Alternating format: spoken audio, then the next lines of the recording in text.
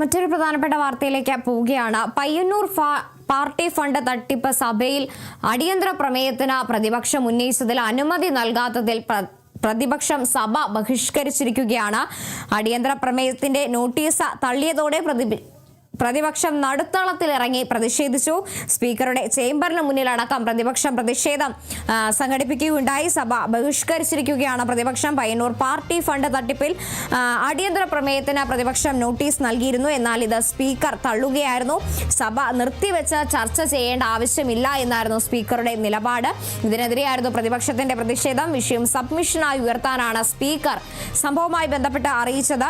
എന്തായാലും അടിയന്തര പ്രമേയ നോട്ടീസ് തള്ളിയതോടെയാണ് സഭ പ്രതിപക്ഷം ബഹിഷ്കരിച്ചിരിക്കുന്നത്. പ്രതിപക്ഷം നടുത്തളത്തിലിറങ്ങി പ്രതിഷേധിക്കുകയായിരുന്നു. സ്പീക്കറുടെ ചേംബറിന് മുന്നിലടക്കം പ്രതിഷേധം സംഘടിപ്പിച്ചു.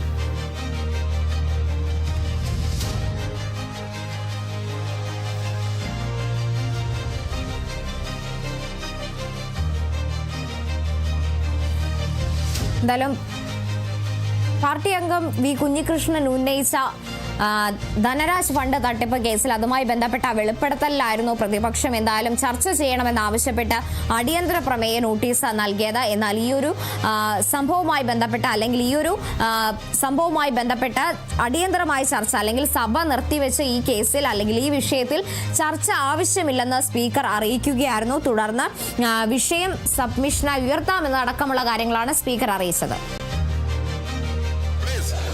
അവിടെ ഒന്ന് സഹകരിക്കണം please. Order submission. Shri P Chittaranjan, ബഹുമാനപ്പെട്ട റവന്യൂ ഭവന നിർമ്മാണ വകുപ്പ് മന്ത്രി. സാർ, ആലപ്പുഴ മണ്ഡലത്തിന്റെ തീരദേശ മേഖലയിൽ താമസിക്കുന്ന നൂറുകണക്കിന് വരുന്ന മത്സ്യത്തൊഴിലാളികളായിട്ടുള്ള സാധാരണക്കാരുടെ വിഷയമാണ് സാർ ഞാൻ ഈ സബ്മിഷനിലൂടെ അവതരിപ്പിക്കുന്നത്. സാർ, ഇന്ന് മത്സ്യത്തൊഴിലാളികളായിട്ടുള്ള നിരവധി ആൾക്കാർക്ക് ലൈഫിന്റെ വീടിന് പോലും അപേക്ഷ സമർപ്പിക്കാൻ കഴിയാത്ത നിലയിൽ അവർക്ക് പട്ടയം കിട്ടാത്തൊരു സാഹചര്യമാണുള്ളത്. ബഹുമാനപ്പെട്ട റവന്യൂ മന്ത്രി ശ്രീ കെ രാജൻ നമ്മുടെ സംസ്ഥാനത്ത് ഈ ഗവൺമെന്റ് ആയിരക്കണക്കിന് വരുന്ന സാധാരണക്കാരായ മനുഷ്യർക്ക് പട്ടയം കൊടുത്തുകൊണ്ട് നാടിന് തന്നെ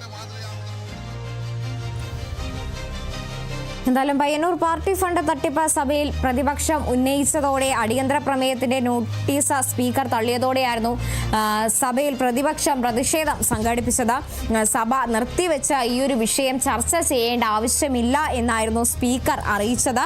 ഈ വിഷയം സബ്മിഷനായി ഉയർത്താനാണ് സ്പീക്കർ അറിയിച്ചിരുന്നത്. പിന്നീടാണ് സഭ ബഹിഷ്കരിച്ച പ്രതിപക്ഷം ഇറങ്ങിപ്പോയത്.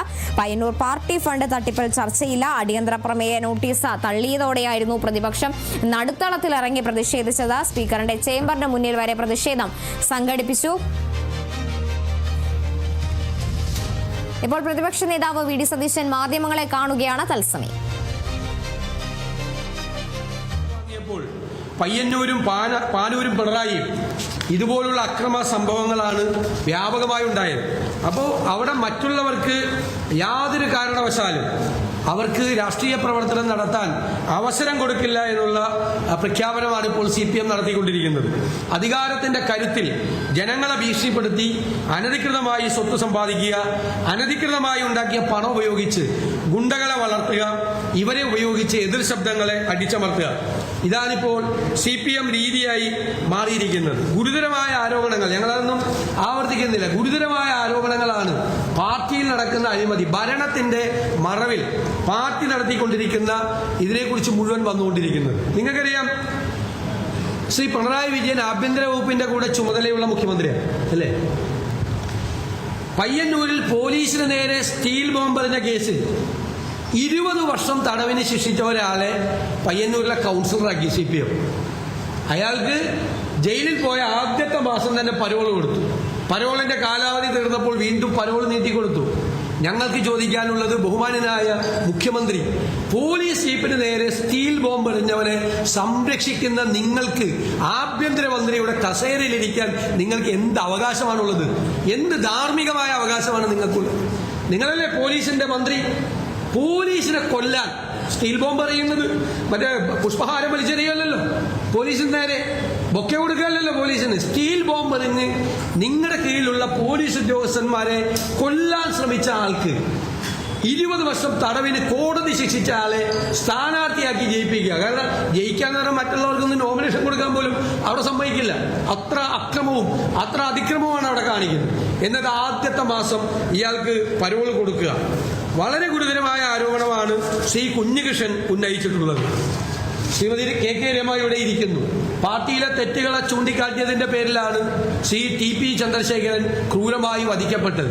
ഇന്ന് കുഞ്ഞികൃഷ്ണനും നേരിടുന്നത് അതേ പ്രശ്നം തന്നെയാണ്. ജീവന് ഭീഷണി നേരിട്ടുകൊണ്ടാണ് അദ്ദേഹം ഈ വിഷയങ്ങളെല്ലാം പുറത്തു വന്നിരിക്കുന്നത്. പാർട്ടി ജില്ലാ സെക്രട്ടറി മാധ്യമങ്ങളോട് പറഞ്ഞപ്പോൾ ഈ കണക്കൊന്നും വെളിപ്പെടുത്തേണ്ട യാതൊരു ആവശ്യമില്ലെന്ന് പറയും. ഈ കണക്കൊന്നും വെളിപ്പെടുത്തേണ്ട ഒരാവശ്യമില്ല, പാർട്ടി കണക്കാണെന്നാണ് പറയുന്നത്. പക്ഷെ കുഞ്ഞികൃഷ്ണൻ പുറത്തു കൊണ്ടുവന്നിരിക്കുന്നത് ഗുരുതരമായ ക്രമക്കേടുകളാണ് പുറത്തു കൊണ്ടുവന്നിരിക്കുന്നത്. അതുകൊണ്ട് CPM ഇരട്ടത്താപ്പാണ്, എല്ലാ കാര്യത്തിലും വ്യാപകമായ ഇരട്ടത്താപ്പാണ് ഈ കാര്യത്തിലുള്ളത്. പിന്നെ ഈ വിഷയം ഞങ്ങളുടെ പ്രവർത്തകരെ, സ്ത്രീകളടക്കമുള്ള ആളുകളെ ക്രൂരമായി പുറകിൽ നിന്ന് വന്ന് കുറുവടികളുമായി ആക്രമിച്ച് ആശുപത്രിയിലാക്കിയ ഒരു സംഭവം നിയമസഭയിൽ അവതരിപ്പിക്കാൻ പറ്റില്ല എന്ന് പറയുന്നത് എന്തിന്റെ അടിസ്ഥാനത്തിലാണ്? ഞാൻ സ്പീക്കറോട് ചോദിച്ചല്ലോ, റൂൾ 50യുമായി ബന്ധപ്പെട്ട ഏത് പ്രൊവിഷന്റെ അടിസ്ഥാനത്തിലാണ് അപ്പൊ CPM പ്രതിരോധത്തിലാവുന്നു.